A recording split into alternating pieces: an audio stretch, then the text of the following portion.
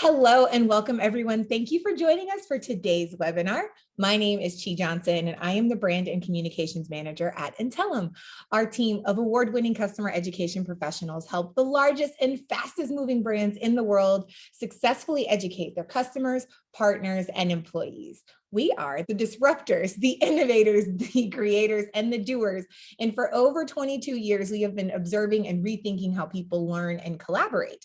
Customer education, or as you also may have heard it, organizational education, is a practical solution to a lot of issues that organizations face with retention, revenue, and achieving those crucial business outcomes. Oftentimes it can feel pretty complicated, but Intellum is here to help. This webinar series Underscore is our way of providing more insight into what customer education is and what it can be. We prop up our experts to share their knowledge and practical advice right here inside of the Intellum platform. Today, we are presenting using data to measure education program health. So you've invested in a customer education platform, you've built the program, but do your current insights tell you if your company goals are actually being achieved? Our conversation today is about the importance of looking past those shiny, pretty dashboards that everyone thinks they want in order to dig into how to effectively collect and display data to assess the health of your customer education program. So our topics for Underscore, they are always built on the foundation of the Intellum methodology, which I'm going to quickly show you right now. As you see on your screen, we have built this methodology through the patterns we see amongst organizations that have the most successful customer education programs. It is these 8 strategic thrusts are the pillars of the methodology. And although this image looks somewhat linear, they all coexist. You don't have to complete one to move on to the next. Look at them as essential parts of the whole, and doing customer education at scale successfully means successfully executing all 8 of these. So today's topic sits here when we're talking about the methodology in measurement and application. So now that I've set that stage, I want to make it clear we will answer questions at the end of the presentation, so feel free to put them in the Q&A panel as they come to you, because now it is my pleasure to introduce our featured speaker. Radhika Solanki is a product manager at Intellum, and she's been with us for a year working on the data and machine learning pod, building the efforts that focus on sharing metrics that matter.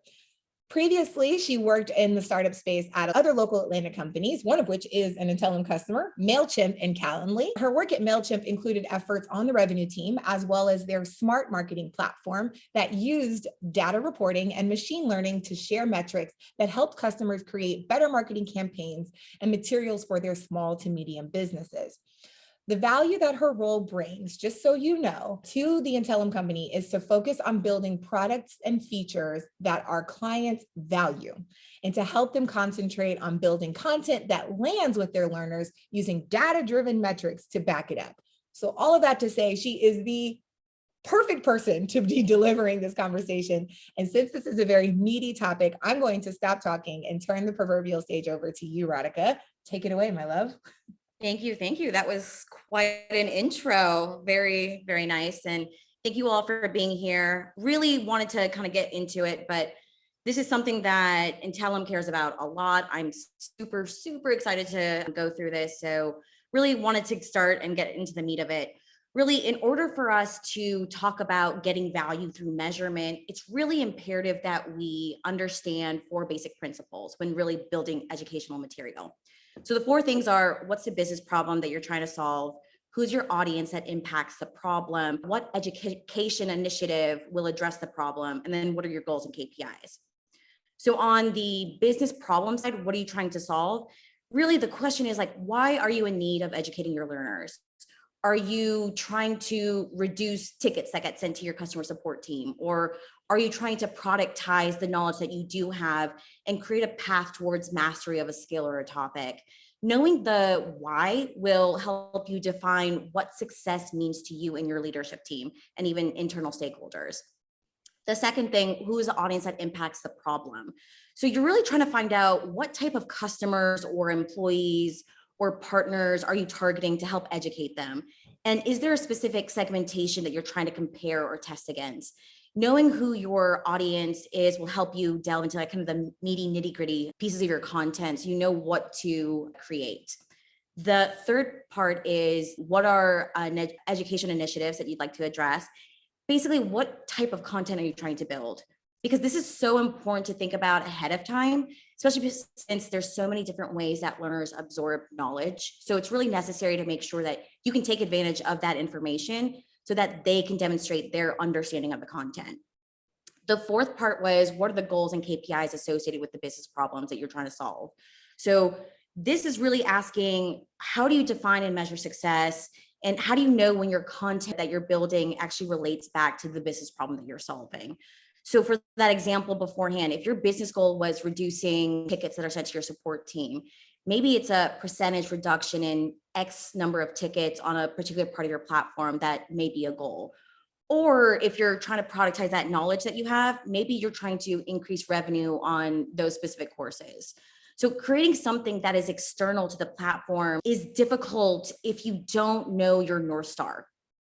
So this was a lot of information that I just kind of talked about. So what I went through really feels like a menagerie of information delivered at light speed. This is essentially what we call the Intellum framework, and it is available to you all in Intellum Experience. So please check that out when you get the chance, but it's pretty straightforward and it's something that we definitely recommend. So once you've gone through the process and done all of that internally with your team, then and only then you can see what is and what isn't working, really to get a better understanding of that continuous cycle of improving, adapting, learning, and growing. Because at the end of the day, a single metric really isn't going to give you clarity on what to do next. Data for the sake of data really isn't important. What is important is that the story the data tells you is the most valuable story you possess, because that's what your leadership team wants to know. That is what they're trying to understand. And that is what you can take and use to build merit inside the platform. So before we go into the what, let's actually talk about the why. Why do we measure data inside the platform? And it seems like an obvious question and answer, but most companies aren't as data-driven as they would like to be. So why is it important to go through all of this effort of building your content and the platform accurately? So there's three main points that I want to share with you all. The first is thinking versus knowing. We've all been in business meetings with leadership or internal stakeholders where we've taken action based off of gut feeling rather than actual data. And while that's not necessarily a bad thing, we can actually use data as a way to prioritize those intuitions. That way we can make bigger impacts much quicker, or we can fail faster, which is still a good thing. The second point is there's so much more clarity on your reach and on your learners and users. Statistical significance is so important. There's that saying, one's a data point, two's a pattern, three's a trend. But if you don't have clarity on who your users really are, can you really say that your intuition and gut feeling are accurate? The third part is taking that data-driven action, builds confidence with your leadership team. So now you have the numbers to back you up. You can actually focus on specific parts of the content that is or is not performing well. And now you know that it's the best way to get the most use out of your limited time and resources. So those are the 3 points that I'd like to mention. But now that we've understand the why, let's kind of move on to the what. So you've built the program, you've connected it to business goals, you're collecting data. Now what? What really should you be measuring? So every program, every initiative, every effort will always have specific wants and needs. But if you take a step back, there are standard metrics that you should be measuring that are at the center of what will help you define success. So in order for us to think about refining and continuously improving our program, we have to look at engagement, completion, and efficacy. And I'll dive further into what each of these metrics mean with examples so you understand why we should care about them in the first place. So the first thing is engagement. So the focus in the education space should be on understanding how your learners interact and associate inside the platform and what their user journey entails with not only getting to the right piece of content like discovery, but also what they do when they are there. So this next slide is kind of related to just a little bit more details. you can see that measuring multiple factors of engagement is critical, as single dimension definitions really do miss the whole story.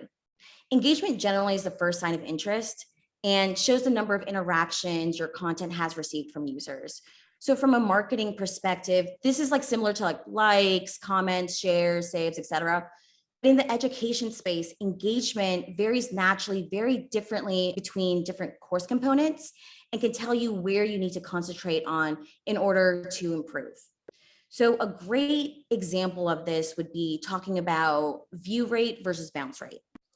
Learners really need to be able to log into the platform and either organically be given content to digest, like in a form of oppression, or explicitly search for information on their own terms. With either of those options, really understanding conversion and click rate will help you as an admin determine if content appeal is strong enough and where you need to adapt to create the most custom user experience for your learners. So, for example, view rate can show you where your learners are spending the most time inside the content. But do you know if it's because the content's difficult to master and they just need more time to absorb it? Or is it because it's very relevant and they want to focus all of their attention on there? This is where bounce rate can come into handy, which really can show you like, is the content relevant or not? So for example, a piece of content that has a high view rate and a low bounce rate, maybe that's showing you that there's a high relevancy to the user and to the learner. But there are studies that have shown that like more engagement means to lower levels of completion. So engagement shouldn't be the only thing that you're measuring to define success. This really should lead you into looking at completion as well as your next metric to measure. So with completion, how do we define it? It should really focus on those engaged users that have actively digested the content and the main takeaways in a reasonable time frame. The key component here is actively digested because we really want to hone in on the learners that are making an effort to actually absorb the content and the knowledge rather than just like clicking on the buttons just to get to the finish line. So as I said before, really focus on hitting the end of the content in a reasonable time frame. That time frame needs to be long enough to account for blockers that the learner may come across, like other priorities or distractions, like stuff happening in the office, other priorities, but still short enough to still be statistically significant in knowledge retention. And once that's set, you can actually look at different patterns to see if the user actually finished the course or the video, or if they actually dropped off and never came back. And this is why completion versus abandonment rate is key to defining success. So another example of this would be like a course that takes 8 hours long from start to finish may have a high abandonment rate. But what will really bring you closer to the truth is understanding where exactly most of those learners are dropping off. So let's say that course has like 5 components that a user must complete. Abandonment rate on a specific section will show you those trouble areas. So if you see that section 1 and section 2 have low abandonment rates, but section 3 dramatically increases that number, it's probably good insight that you should probably investigate that area. The drop-off rates really tell you that something is wrong and isn't working for your learners. And if there's that pattern, like I mentioned in section 3, it's telling you where exactly it's broken and where you need to fix it. But if there's no pattern at all, so say for example, your completion rate is 40% throughout the entire course, maybe it's the whole piece of content that's not performing well with users. So drop-off rate plus time spent on page will give you the now what and allow you to actually take action where you need it most. And it's still not, updating content is still not the only solution that you can take to improve completion rate. So it's really also an indication that there needs to be some sort of intervention and push for learners to actually finish the content in a specific time frame that you've set up. So when distractions come up, and they come up, you can use push notifications like email reminders or hints inside the content to really help the learner keep up the pace and get to the end goal. So one thing I do want to note, because I hear this a lot from a lot of clients, is there's this misconception that completion rates on content is like the end all be all to measure success in the platform. And while it does prove necessary to capture, and I definitely will admit that, it is just a fraction or a chapter, if you will, inside of a big storybook. it isn't the final metric because anyone can go into a course and click buttons, like I said before. But can that learner actually apply and utilize that knowledge in their everyday life? So engagement really delves into interactions in the content. Completion can show you the value of those interactions and where it can lead, whereas efficacy really focuses on the knowledge retention and the value of said knowledge. So, what is efficacy? Efficacy really is the ability to apply that digested knowledge that you've retained and learned in a practical way to show that not only have you understood the content, but you could show mastery of those skills in some sort. So how can we validate that the time and effort it took as a learner for you to absorb everything in that course was time well spent? This is where efficacy comes into play. It can share that with us because it can set a learner up to provide applicable knowledge to a typical scenario where those skills can be useful. So application of knowledge is probably the most important metric that I'll talk about today, mainly because all of that work, all of that time, all of that effort that it took to create those courses and content may not be effective as you would like it to be at the end of the day if it's not resonating with your user base. Can they apply their learnings accurately? Can they think critically, even if presented with information that doesn't fit the box perfectly? We want to be able to say with confidence that content was not only helpful, but could allow users to think outside the box. Can you take that knowledge that you learned from that course or that you learned from that article or that you learned from that video, and can you apply it to your everyday life, or can you apply it to said situation? This is where surveys and assessments in the application will be the most valuable. The goal is really to test your learners' newfound skills and see where they can build off of that knowledge and continue to expand. So seeing a pass-fail rate is a great way to test that knowledge in conjunction with completion rate. So if you see a high completion rate, but the fail rate is even higher than you expected, then maybe the content isn't delivering what it promised.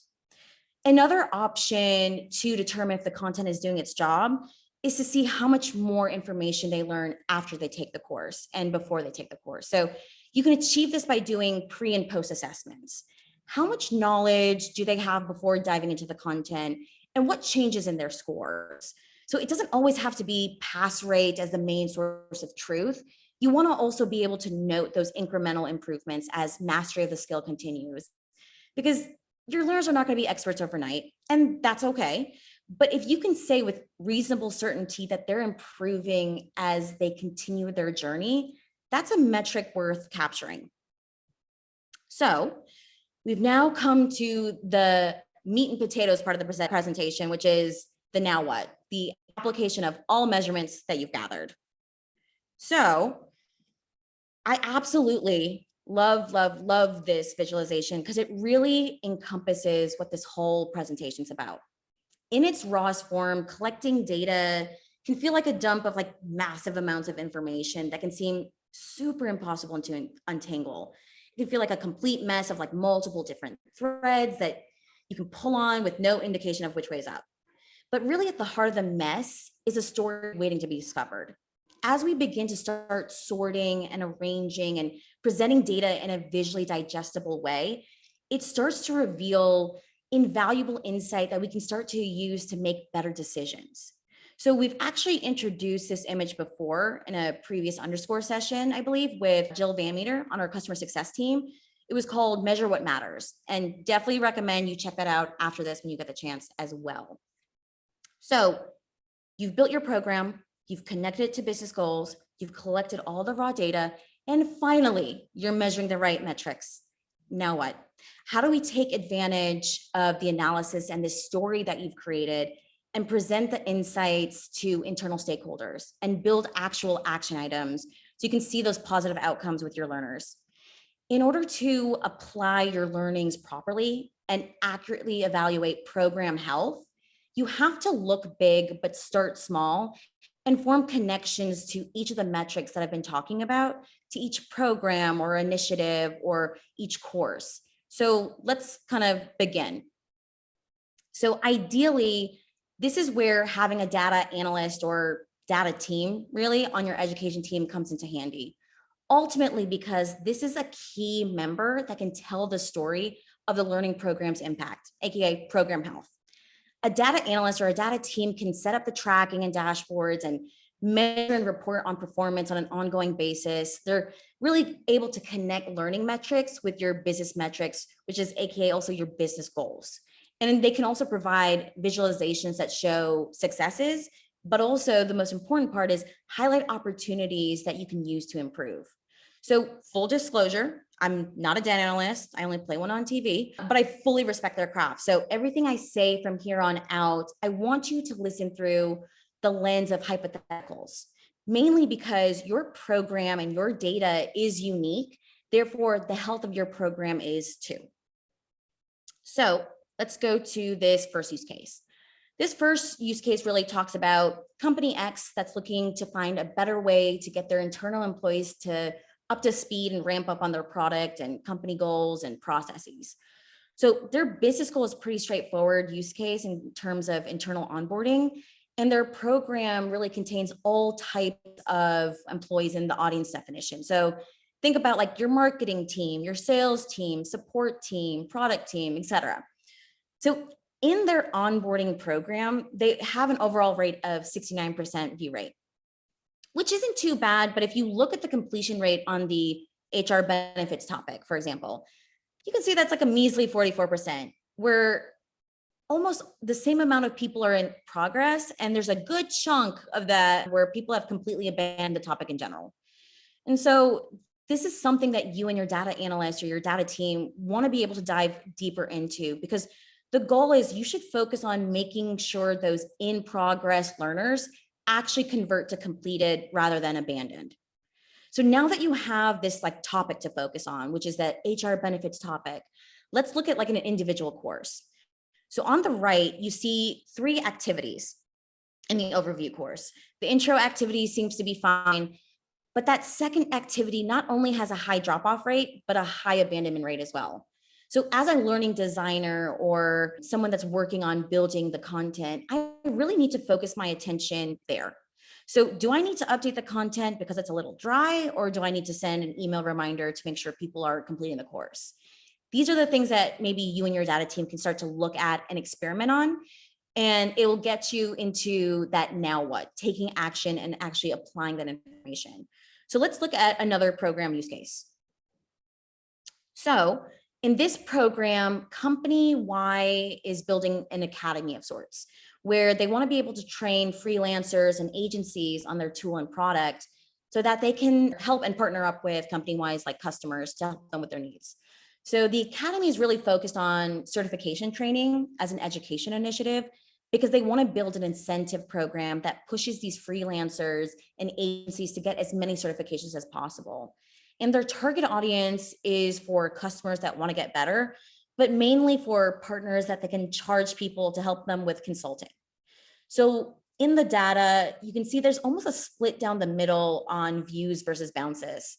So what can that possibly tell us? Either the relevant content is not showing up, or we need to work on discovery and it's just not there. Or maybe it's not even relevant in the first place. So how do we figure out which route to take? Your data team will kind of help you investigate further and look into specific certifications. So let's look at like an example. So in the middle, we have a pretty decent completion rate, but there's still a high abandonment rate, which we should look into further as to why. But overall, of the people that took the assessment, there's a really high pass rate. So maybe we do need to just focus on discovery, because, the completion rate is fine, but that, pass rate seems to be doing well, and they seem to be able to apply that knowledge. So maybe it is discovery. Maybe they're not finding the right content. So as you're starting to see, you're able to have more intelligent conversations about the program once you start getting into the weeds of things. So let's look at one more use case. So here we have the LMS being used as a resource for tech startup Z, who keeps getting asked from customers, how does their product work?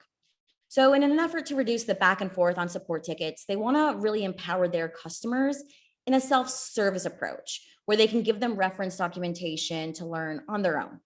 So their education initiative is to focus on building the best knowledge base for their customer audience. So let's look at this view bounce rate diagram. So in this one particular piece of content, If you look at that second article, we see that the view rate is high, which is great. Okay, things are going well for that. But the other articles on that piece of content leave a lot to be desired. So you want to work with your data team to see like, what can we surface on these patterns, on that bounce rate? Because that bounce rate seems to be pretty high. That view rate seems to be pretty low. So you're starting to see like, are we, sharing the right information? Is this resonating with our learners? And maybe also looking at the ratings on the topic or articles themselves to see if it's a content issue or a discovery issue. So in this use case, you see that ratings on the right-hand side, which can also be a form of efficacy, for this particular article are high. So we can see that the relevance is there. You see the high on number on 5s, very few on the 3 and 2s, but no 1 and 2 stars, which is great. But digging deeper can give us a better idea of how can we make our program stronger to become even better. So that's really more so on the application side. I know that was a lot of information filled with a lot of jam-packed tidbits. So let's go through kind of the main takeaways that I really just hope that resonates with you all. So the first part is understanding the why and why we measure data. The main points are that data will help you with the know instead of thinking you know. You get clarity on your user base and your reach when you're actually utilizing real raw data.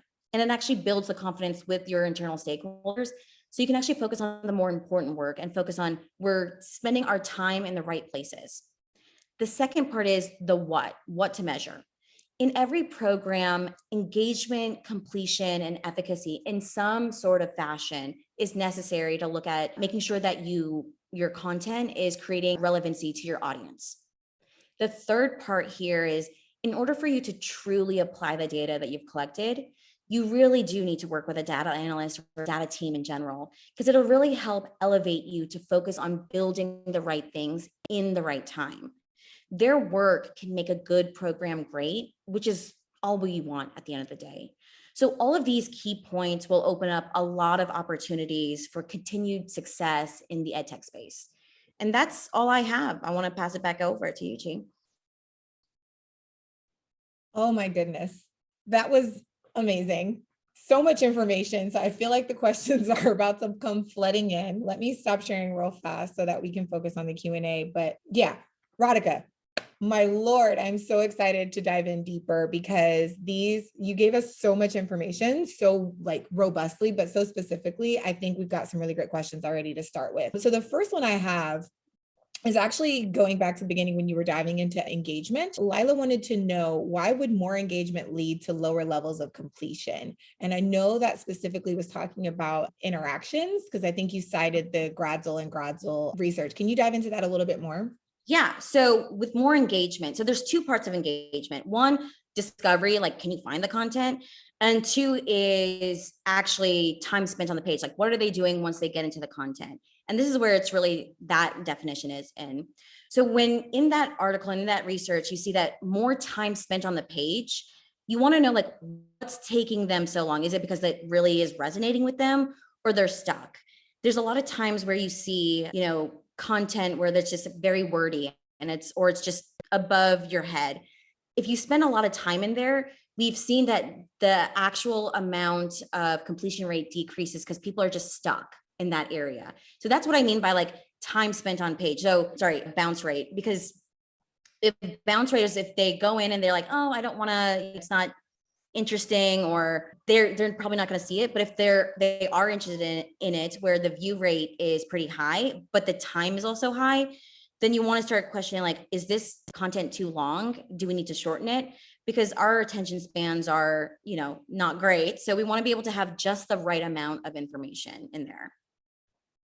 That's awesome. Let us know if that answered your question. The next question is actually more specific about the Intellum platform, because it came at the time we were talking about getting into the bounce and views and the engagement levels on the particular courses and like drop-off rates. Great. I'm glad that was helpful for you. But the question was, does the Intellum platform provide data about the sections or lessons where learners drop off specifically? So funny you mentioned that. We are that's a great segue. So one of the things that my phenomenal team has been working on is actually collecting that information, that drop-off rate.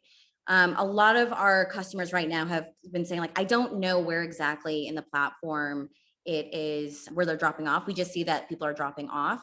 So one of the efforts that we've been working on and building is this thing called Insights module. And that will have information with the drop-off rates, really showing you that raw data where you can see like how long people are spending on the page, where exactly in that course you'll see that drop off rate, because that's, I think, half the battle. It's not just seeing that completion rate is not there, but that drop off rate. So you can look at that one specific activity. So we are definitely in the works on it. It is coming out very soon and super excited about it, which is one of the reasons why I wanted to have this conversation, because it really will make a huge difference in learning where to really focus your energy on. So really so great basically, question. we just gave the inside scoop. Yes, it was an excellent question. I know, yeah. Just breaking news. This is one of those soft, like wink, wink, come back, stay tuned. So yeah, really, that was a great question. We actually have another question come in. What does bounce mean in the context of partners taking training? So I think when we're talking about the differences between audiences, if it's not required, right? So we're looking at employees, and sometimes employees is typically required, right? With customers, it's completely optional. When we're talking about partners, sometimes it's required, sometimes it's not. It's an incentive, it's a revenue stream. What does bounce mean in the context of them taking training? That's a great question. And I think, so when we look at bounce rate in general, really that conversation is just basically saying like, that content isn't relevant. You go into it, you see it, oh, it's not relevant for me, or I'm not interested in it, or I'm not engaged in it. You go into it and you say, not for me. That's generally the idea of bounce. So for an audience like partners, where you want to entice them to take more advantage of it, this is where that organic search, where you want to be able to get that, I want to be able to say, these partners should take this type of courses, even though it's not required. We think it's going to really benefit them and kind of entice them. How do we do that? But if you see that there's a high bounce rate, you're saying it's not engaging to the user. It's not engaging to the partner to actually want to take that course. So maybe I need to change the content, or maybe I need to change the wording, or maybe I need to somehow advertise it better inside the platform. So in that sense, when it's not necessarily required, you want to be able to kind of like that, for lack of a better term, clickbait, that you have like in YouTube videos where they have that like shocked face and you're like, what are they shocked about? That's kind of what you want to do. You want to reduce that bounce rate because you want people to be engaged and excited and want to click on the actual content. It's more on that organic search aspect of it. Oh, yes, absolutely. And so from a behavior, because there was a clarification, we're talking about user and learner behavior versus functionality. So she's saying she was familiar with the bounce in the context of emails, right? Which means it never delivered, it never made it through, it just bounced altogether, but not in the context of courses. We're talking about clicks through, enrolls, but doesn't actually finish. Like they may view it and then they immediately come off, or they may start and then they don't complete. Like those are, well, actually, no, let me clarify. That would not be a bounce. If they start and don't complete, then that would be a completion rate. But a bounce rate is if they view it and they say that this is, engage with it in some way, click in it, and then they go out. Yeah. Mm-hmm. Got it. So I hope that clarified that for you. As a follow-up to the current question about insights, would there be, or is there currently a way to view bounce rate based on enrollment type? So I think we would be talking about, maybe clarify what you mean by enrollment type. Is it the audience member, like the groups that your audience that belongs to, or are you talking about required versus recommended versus elected? Ooh. That's a great question. So the question would be, as a follow-up, would there be a way to view bounce rate based on required courses, recommended courses, or elected courses?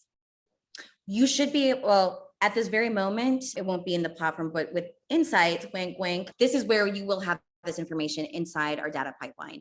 So you'll be able to see those bounce rates, but you'll also be able to see it and connect it to other tables that focus on like the different types of enrollments for sure. And that's something that we are working on. There was that second follow-up. Yep, it was the required Okay. Recommended versus elected. So excellent. Oh, we have a question from, I will not say who the current customer is, but they are a current customer. Very basic question. How exactly do I collect data from the course I create for the audience? I need to understand how many folks are actually accessing and finishing the course. That's a great question. So we do have reporting I feel like this is a selling point. Like with insights, you're able to actually focus on one specific group or that audience that you're talking about. So audience itself can be like focus on three things: that customer, that employer, partner. So if your program is focused primarily on employees as a whole, but it's like your marketing and your, product team, you want to be able to build your group in the right way so you can have all of those people in the same thing. And whether it's with insights and you're able to use our data pipeline to actually go in and actually pull that data, that can work. But you can also, I believe you can use our reporting page to get some information on that. Excellent. These are some really great questions. Keep them coming, keep them coming. And the next one is distinguishing between bounces and incomplete course enrollments. So I feel like that's bounce rate versus completion rate, right? Yeah. So bounce rate in terms of is focused primarily on that engagement. And that's really, or did they click into it or not? So think of it as an impression. So the best way to describe this is like YouTube videos. So as you can see, I've probably been watching too many YouTube videos, which is why it keeps popping up in my mind. So when you go through, when you log in like youtube.com and you see those like recommended for you, those are impressions. Whether or not you go and you click on it and you say, okay, this maybe sounds interesting. That shock face was kind of interesting. I want to see what you go in, and that could potentially be a view depending on how long you're on that page. But if you click on it and you go, oh, this is like totally not for me. And maybe there's a certain time frame. So like 10 seconds, you're in there, you're like, oh, not my video. And you go back out, that's bounce rate. The difference between that and completion rate is completion is like you're now a viewed user, you've actually enrolled and you go through the course or you go through the process, but you don't finish the entire course. So this isn't that YouTube example I'm talking about. You're starting to watch, you're going a couple of minutes in and you're like, okay, like I'm going to watch this and then finish it. But I never quite finish it. I just pause it and kind of go on to do my own thing. That's really focused on the completion rate. Engagement and on that bounce part is kind of like the first interaction. It's like the first way to show that. Whereas completion rate's really talking about the overall whole course as the grand scheme of things. And another part of that, if we're talking through bounces to distinguish between them and a complete course enrollments, what your bounce rate could show you is that you, and getting back into the methodology, it's possible that your marketing strategy for marketing that course isn't reaching the right learner, right? So it may be the wrong learner is reaching the right course, which leads to one of the Intellum pillars, which is delivering the right content to the right learner at the right time. So that bounce rate can indicate a misconnection and disconnection in one of those three things. So that leads me to a good question, like how does marketing and a marketing strategy tie into course enrollments and therefore course completions? Like I don't know if you can answer, and maybe that's more of a me question. Yeah, I think that's more of a me question. Asking questions. Yeah, so it's more so like how does it tie back to the income and to the outcome of the course? Like, and I think maybe I kind of just answered it now I'm thinking about it. It's if you don't have a marketing strategy, a marketing strategy for your education program or a particular course, and you're not utilizing the ways that you can deliver the course, the marketing strategy and delivery strategy to deliver those courses and let people know that they exist and that you can actually enroll in them and take them and what they're getting out of it, then you are going to see, probably you're going to look at your completion rate might indicate that is a part of the problem. That's what I was trying to get to.